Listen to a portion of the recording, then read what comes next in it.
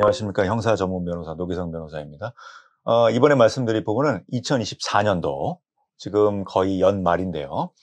올해 제가 직접 수행했던 사안 중에 집행유예 내지 1심보다 2심에서 조금 더 감형이 되어서 조금 나아진 그런 사례, 집행유예 내지 감형이 된 성공 사례 7개를 제가 한번 직접 수행한 사건을 소개시켜드리고자 합니다. 첫 번째는 사기 혐의로 1심에서 실형이 나왔습니다. 그리고 제 생각에는 1심에서 실형이 나오는 것이 저는 예상을 했어요. 집행유예가 어렵다라고 생각을 했습니다. 왜냐하면 피해자가 너무 많았고 피해 금액도 상당히 컸습니다. 그렇기 때문에 집행유예가 어려울 거라고 생각을 했어요. 그래서 1심에서는 실형이 나왔고, 공범이 많은 경우에서는 그 역할 분담에 따라서 이제 가장 높은 사람이 실형이 나오고 거기서부터 순차적으로 내려오는 것이 일반적인데요. 저희 의뢰인분은 아무래도 간부급이었기 때문에 실형이 나오는 것으로 저는 예상을 했습니다. 그런데 2심에서는 이게 재판이 길어지고 좀 변제도 된 부분도 있고 합의도 된 부분도 있고 역할 부분도 있고 실제 취득한 금액이 이만큼이 아니라 좀 적다라는 부분을 잘 소명을 해서 전체적으로 형량이 낮아졌어요. 그러다 보니 법정 구속되는 사람들의 어떤 그 범위가 굉장히 줄었고, 그 과정 속에서 간부급 직원들이었던 제 의뢰인분까지도 한꺼번에 집행유예가 나온 그런 업무 수행 사례가 있습니다. 근데 이걸 제가 예상을 했던 건 아니에요. 집행유예가 사실 어렵다라고 생각을 했습니다. 하지만 저는 이제 항상 어떤 그 검토를 할 때 굉장히 보수적으로 굉장히 조금 엄격하게 해석을 하고 최악의 상황을 좀 대비해서 제가 대비를 하기 때문에 사실 저는 이건 집행유예가 좀 어렵지 않을까 생각을 했어요. 그런데 재판이 늘어지고 변론이 재개되고 선고일이 연기되는 그런 모습을 통해서 이거는 재판부가 좀 여러 가지 사정을 고려해서 한번 갱생의 기회를 주지 않을까 이렇게 생각했는데, 결과적으로는 집행유예가 나왔던 그런 부분이 있고요. 사기 혐의였습니다. 두 번째는 특수 협박 혐의, 위험한 물건을 들고 어떤 가게에 들어가서 난동을 피운 그런 사안이 있었는데, 이건 1심에서 제가 했던 거고요. 의뢰인분이 사실 전과가 좀 있었어요. 전과가 있었기 때문에 이번에 또 이런 행동을 벌이면 실형 가능성이 있었습니다. 그래서 제가 그 난동을 피운 가게에 한 3번 정도 찾아가서 사죄를 드렸고, 그 가게 종업원과 사장님으로부터 어떤 합의 의사를 힘겹게 받아서 결과론적으로 집행유예로 잘 마무리된 그런 사안도 있고요. 또 세 번째 사안은 업무상 횡령 혐의였습니다. 억대 횡령, 업무상 횡령이었고 동업자 간의 어떤 분쟁 상황 속에서 횡령된 그 내역이 아무래도 뒤늦게 노출이 됐고, 그래서 이 횡령된 금액이 원래는 조금 더 많았어요. 하지만 금액을 제가 한 절반 이상으로 경찰 조사 과정에서 줄였고, 우선은 횡령된 금액의 범위를 한 절반 이하로 줄였고, 그 줄인 금액에서 실제로 정산해야 될 범위를 계산을 해서 일부 변제를 하고 1심에서 집행유예를 선고받은 그런 성공 사례가 있습니다. 네 번째는 이건 다른 영상에서도 말씀드렸는데, 전세 사기 혐의로 1심에서 4년 실형을 선고받은 그런 사안이 있었는데 2심에서 제가 변론을 해가지고요, 조금 일부 추가 변제도 하고 가담 정도나 어떤 당시 어떤 사회적 상황 이런 걸 고려해서 피고인 신문 과정을 거치고 증인 신문 과정을 거쳐서 결국 집행유예로 감형이 돼서 석방된 그런 사안도 있습니다. 근데 사실 이것도 집행유예가 될 거라고 제가 확실하게 예상하지 못했던 사안입니다. 단지 의뢰인분이 원하는 그 목표 달성을 위해서 제가 최선을 다해 준비를 하고 변론을 했고요. 다만 결과론적으로 집행유예가 나왔지만 이것이 당연하다고 생각되지는 않는, 정말 감사하고 다행스러운 그런 과정이지만 어려운 사안이었습니다. 전세 사기에서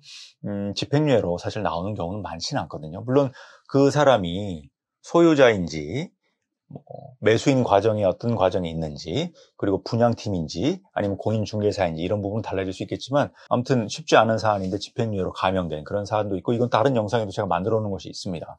다섯 번째 사안 같은 경우는 이제 집행유예가 또 나온 유사수신 행위와 사기 혐의로 된 사안이었어요. 근데 이건 사기의 정범과 그 업무를 도와준 저희 의뢰인분의 어떤 업무가 있었던 것이죠. 유사수신 행위도 같이 있었습니다. 사기와 유사수신. 근데 이제 이거는 추징 보전까지 돼가지고 그 의뢰인분의 어떤 전 재산, 아파트 이제 하나가 있었는데 그 아파트가 날아갈 뻔했어요. 한 7억 원 정도 추징 보전이 됐었는데 그 추징 보전 결정도 제가 항고를 통해서 취소시키고, 그리고 사기 부분도 실제로 가담되지 않은 부분을 제가 변론을 해서 결국 1심에서 집행유예도 돼서 어떤 형량에 있어서도 뭐 실형이 안 나왔고 재산적인 부분도 추징보전 결정을 파기시켜서 어떤 추징되지 않는 그런 성공적인 그런 업무 수행 사례가 있습니다.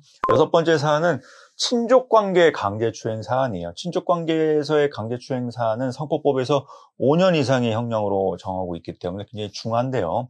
이것도 2심에서 잘 방어를 해가지고 피해 가족분과 잘 합의를 해서 집행유예로 잘 막은 사안이 있습니다. 근데 이게 친족관계에서의 어떤 성적인 어떤 그런 문제는 양형조사를 합니다.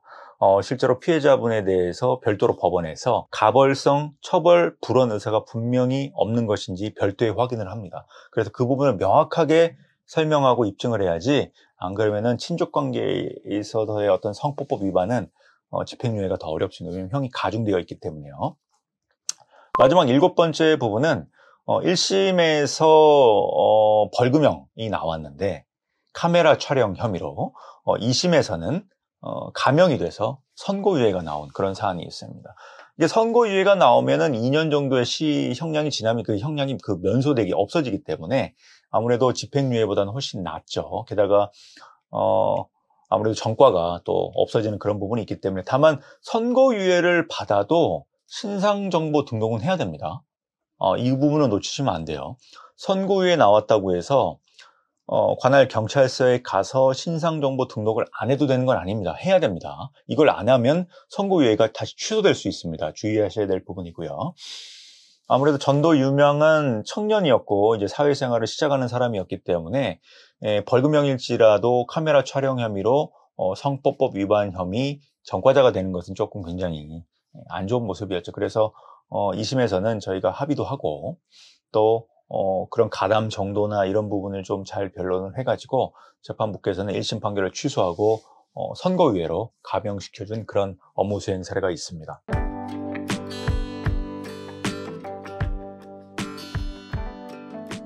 요즘 최근 판시 내용을 보시면 1심에서의 어떤 사실관계에서 2심에서 뭔가 변동사항이 없으면 1심의 형량을 건드리지 않는 것이 확립된 법리입니다. 그렇기 때문에 2심에서는 반드시 뭔가 달라진 사정 변경 사유를 만들어야지만 2심에서 감형될 수가 있습니다. 만약에 집행유예 내지 감형을 목표하는 그런 의뢰인분이 계시다면 제가 어떤 기본적인 사실관계나 증거 기록을 잘 검토를 해서 1심과는 달라질 수 있는 그 요인을 만들어서 주장을 해야 되기 때문에 도움이 필요하신 분은 제게 연락을 주시면 제가 검토를 해서 도와드릴 수 있도록 하겠습니다. 감사합니다.